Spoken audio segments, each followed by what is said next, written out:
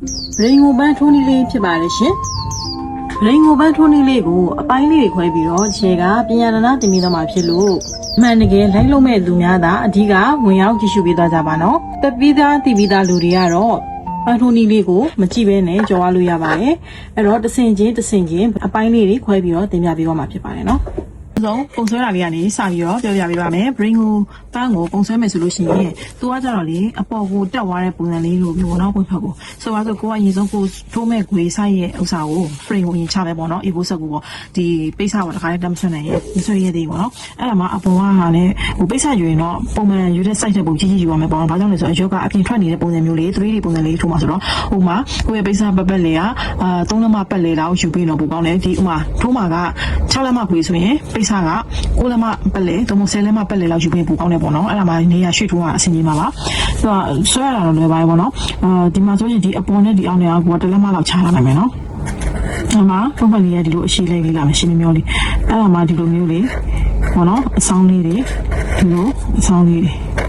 ဆိုလိုတာကသူ့ရဲ့ပုံစံကဒီလို white လေးလာပြီးတော့ဒီနေ့ကခြုံရမယ်အဲ့ဒီအရှိကပုံမှန်ဘယ်လောက်ရှိမလဲဆိုတော့ပေရန်လေးနဲ့တိုင်းတာကြည့်မယ်ဆိုရင်ဒီအလေလေးတို့တိုင်းရင်တလက်မဝန်းကျင်တမို့တလက်မပြို့တစ်စိရှော့အဲ့ဝန်းကျင်လောက်ပဲရှိမယ်ဒီဖြက်ကိုတိုင်းမယ်ဆိုလို့ရှိရင်ဖြက်ဒီလက်မ30ဆလောက်ရှိရမယ်နော်အဲ့တော့ဒီဖြက်ဆိုလို့ရှိရင်လက်မ30ဒီကထိတ်ကခြုံနေရမယ်အောက်ကခြုံလေးပြရမယ်ဒ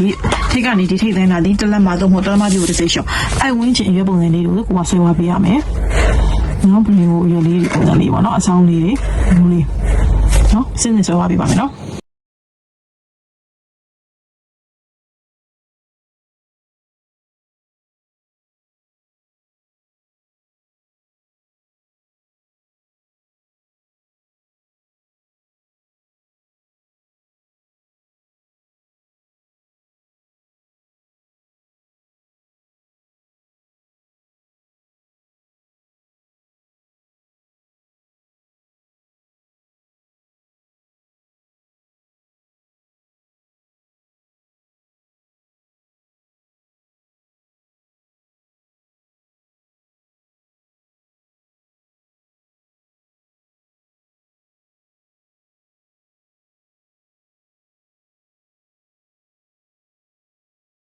်အဲ့တော့ဒီလိုပုံစံလေးရပြီဆိုလို့ရှိရင်ကိုယ့်ရဲ့တဲ့ဥစ္စာကဒါလေးယူရန်လေးပေါ့နော်ယူရန်လေးကအရှိသူကကြတော့ဒီကိုယ့်ရဲ့ဒီအောက်နာလောက်ဒီပေါ့နော်ဒီဘက်အရန်လည်းမဝေးအရန်လည်းမနေဘူးဒီ brain ကိုပန်းလေးနဲ့အခက်လေးနဲ့ဆိုအရန်ဝေးဝိုင်းလည်းမှားပါဆိုလို့လက်မ30ဆလောက်ပဲခွာလိုက်တယ်ပေါ့နော်ပန်းပုံစံနဲ့တော့တွဲကြတယ်ပေါ့နော်အဲ့ဒါမှဒီကမှအရွက်ကကြတော့2လက်မဝင်ခြင်းပေါ့နော်ဒါလေး2လက်မဝင်ခြင်းရွက်ကရှိရှိလေးအဲ့ဒါမှတရွက်ကအကြီးဆုံးဒါလေးအကြီးဆုံးဒီနှစ်ခုကအရွယ်ပုံစံတိုးသွားပြီးတော့ဆွဲလို့ရတယ်ပေါ့နော်အဲ့မှာလိုတဲ့နေရာလေးရှိပုံဖက်လေးတွေကလိုက်ပြီးတော့ဒီမှာအမှဒီလိုမှပုံဖက်တစ်ခုစာလေးလိုလိုက်ဖြည့်သွားလို့ရတယ်ဒါဆိုရင် brain ကိုတော့ရမယ်နော်အဲ့တော့ပန်းလေးရပြီဆိုရင်ပုံဖက်ထိုးတာလေးကိုပြပေးပါမယ်ပုံဖက်ကတစ်ခုရရင်ချင်းတဲ့ဟာတွေအကုန်လုံးတူတူပါမယ်နော်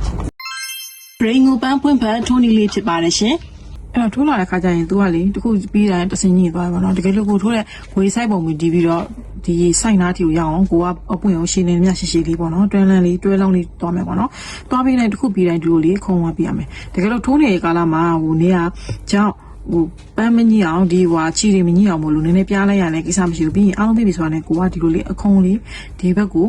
ခုံးပြီးတော့ဒီလိုနော်ခုံပုံစံလေးဖြစ်အောင်ပြန်လုပ်ပေးရပါမယ်နော်ပွင့်ဖက်လေးတွေအဲ့တော့ဒီလိုလေးရမယ်ဆိုလို့ရှိရင်ဒီမှာဟိုတစ်ခုလောက်မှပြပေးပါမယ်နော်သွားတာကဘယ်လိုသွားတစ်ခုသွားဒီကနေသွားတယ်ဒီလိုသွားအဲ့ထိုးနည်းကအကုန်တူတူပဲနော်ဒီအောက်ကနောက်ဆုံးဟာလေးပဲသူကဒီဘက်ကိုလှည့်လိုက်တဲ့ပုံစံဖြစ်သွားတယ်အဲ့ဒါလေးပဲကွာတယ်ပေါ့နော်အဓိကကိုယ့်ရဲ့အလှပေါ်တဲ့ဘက်မှာပဲဒီချီပေါ်ပြီးတော့ကျန်တဲ့ဘက်မှာချီဆင်းရင်တော့မလားဘက်ကနေပဲချီချောင်းကိုဆင်းမယ်ပေါ့နော်အဲ့တော့ဒီမှာထိုးတာလေးပြမယ်ဆိုရင်ညမှာတစ်ခုရှိတယ်နော်အမြင်နဲ့ဆိုတော့လေမမြင်တာမှဆိုလို့ပြရင်ဒီမှာသူကဒီနားလေးမှာဒီလိုလေးတစ်ခုလာတယ်နော်အရှိသေးဒါဆိုရင်တလက်မဆိုင်ရှိတယ်နော်သူကတွန်းနဲ့လေးတော့ဆိုရင်အဆင်မပြေဘူးပေါ့နော်ချီရကြတော့ပိုလီချီမှအဆင်ပြေပါမယ်ပိုလီချီဆိုလို့ရှိရင်ဒါကျရတပင်နဲ့ထိုးလာတာ6ပင်ဘူး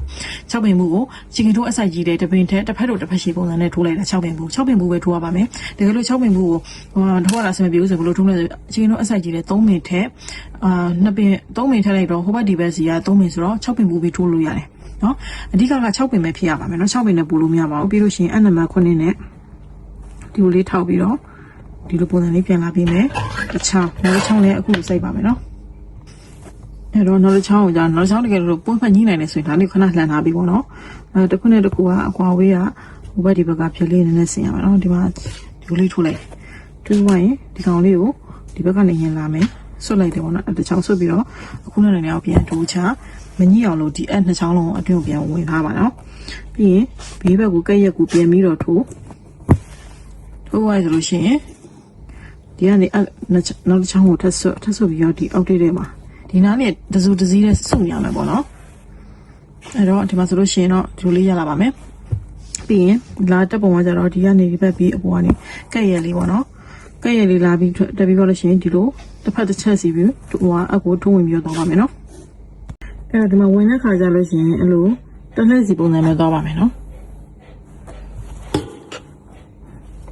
ပြီးတော့နောက်တစ်လှည့်ကျတော့ဒီလိုပြန်ပြီးသွားတယ်အဓိကကတော့လေသူကတစ်ဖက်တစ်လှည့်စီကိုစကားကွက်ရေးသလိုမျိုးသွားတာပေါ့နော်သွားပြီးတိုင်းအမြဲတမ်းဒီအပေါ်ကဘေးပေါင်တွေကထက်သွားလို့မရအောင်ဒီအလေးအောက်ပြန်ထိုးချအောက်အရင်ဆုံးအောက်က3ခုကိုချီကိုတင်းတင်းလေးသွားပါမယ်3ချိန်ပေါ့နော်ပြီးရင်အပေါ်ကနေတဖြည်းဖြည်းနဲ့ဘောင်လေးတွေညီအောင်ညှိပြီးတော့ချီကိုထိုးရပေးပါမယ်နော်နည်းနည်းမြင်အောင်ချဲ့ပြပေးပါမယ်ဒီမှာနော်အဲ့လိုလေးပြီးရင်ဒီဘက်ဘေးကိုရမ်းတင်းနေမဆွဲတော့ထက်သွားလိမ့်မယ်နော်ဘေးလေးတာဒီလိုတဲ့မတ်မတ်လေးညီနေအောင်လို့ပါ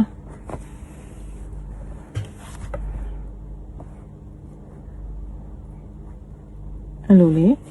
တစ်ခုနဲ့တစ်ခုလည်းမညှိအောင်တတိထားပါမယ်ဒီလိုပုံစံလေးပါနော်ပြီးရင်ဒီဘက်မှာကျင်းနေရလေးရှိဒီအောက်ကိုအခါပြန်ထိုးချဘေးမှာမထည့်အောင်လည်းတတိထားပေးရမယ်အဲ့လိုလေးအစင်စင်ကျဲဝါပေးပါမယ်နော်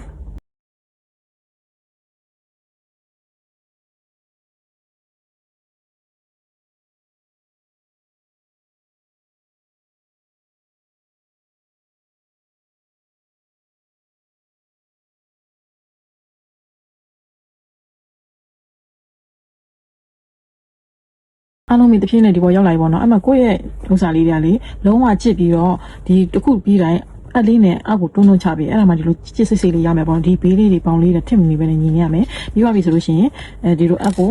ရမ်းကျက်လာပြီးထိုးလို့ဆက်ထိုးလို့မရတော့ဆိုရင်အောက်ကိုဆွဲထုတ်ပြီးတော့သူ့ရဲ့ဒီတစ်လှည့်ပုံစံတိုင်းပဲပြန်ဝင်မယ်နော်သူ့အလှည့်တိုင်းလေးပဲပြန်ဝင်လာမယ်နော်ဟိုဘက်ဒီဘက်သွားတယ်မျိုးပဲပြီးရင်ဒီအလှည့်လေးတိုင်းပဲပြန်ဝင်လာပါမယ်အဲ့မှာလာတဲ့ခါအရင်ကြီးပိုးပြီးတော့မချုပ်ဘူးပေါ့နော်အပေါ်ကကျတော့လေဒီအပြားလိုက်လေးတိုင်းလေးပဲပေါ်လွင်အောင်ပေါ့နော်ပြီးရင်ဒီဘက်ဘေးကနေပြီးတော့အနောက်ကနေအရှိကိုအကူဒီလိုထိုးပါမယ်ဒါကအလှဘက်ကဒီဘက်မှာလှဘက်ကဒီဘက်ဆိုတော့ဒီလှဘက်အတွင်းဘက်ရောက်မဲ့ဘက်ကိုအကားတစ်ဖြည်းဖြည်းနဲ့အောက်ကိုပြန်ထိုးဝင်နေမယ်အသားလေးကိုနည်းနည်းချင်းစီကလော်ပြီးတော့ဖြည်းဖြည်းချင်းနားနားပြီးဆင်းမယ်ပေါ့နော်ဆင်းတဲ့ခါကျရင်အရှိထိမထိုးမိအောင်တည်ထားမယ်အပေါ်ရင်လေးနည်းနည်းလေးကလော်စုံတော်လေးပဲနော်ရှက်ကလော်လိုက်တယ်ပုံစံမျိုးလေးပြီးချီအသားကိုပေါ့နော်ရှက်ပြီးတော့ကလော်လိုက်ပါမယ်အဲ့လိုလေးတဖြည်းဖြည်းချင်းဆင်းလာမယ်ဒီအချိန်နားရောက်ပြီဆိုလို့ရှိရင်နောက်ဆုံးတစ်ချက်ပေါ့နော်၄ခေါက်လောက်ထောက်ပြီးနားပြီးဆင်းမယ်ပေါ့နော်ပြီးရင်ဒီအရှိတဲ့ပြန်ပြီးတော့ထိုးဆင်းမယ်ဒါဆိုလို့ရှိရင်ဒီမှာဟိုသူကအနောက်ဘက်ဆိုတော့ဖလားဘက်ကိုလိုကိစ္စမရှိဘူးပေါ့လားပြီးရင်ဒီလိုလေးကျတော့ပြန်ခုံးလိုက်မှာနော်ဒီလိုလေးတကယ်လို့ကိုကဒီအောက်ကပွင့်ဖက်လေးရဲ့ဒီလိုလန်တဲ့ပုံစံလေးဆိုရင်အလှဘက်ကဒီဘက်ဖြိုးရမယ်အလှဘက်ဒီဘက်ဖြစ်ရင်လှဘက်ကဒီဘက်ကနေဆင်းရမယ်နော်အဓိကအလှဘက်မှာခြေချောင်းအဲ့လိုကြီးပေါ်တော့မရဘူးပေါ့နော်ကိုသိမ့်လိုက်တဲ့ဘက်ဒီအိုင်နီကအစင်းစင်လေးဆက်ပြီးတော့အထိုးပေးအောင်ပါပဲနော်ဒါဆိုလို့ရှိရင်ဘရင်းကိုပွင့်ဖက်ထိုးနည်းလေးရပါမယ်နော်အစီအမီရပါစီရှင်အဲ့တော့နောက်ထပ်ဒီမှာဝစ်ဆန်ထိုးနည်းလေးဆက်ပြီးပြပြပေးပါမယ်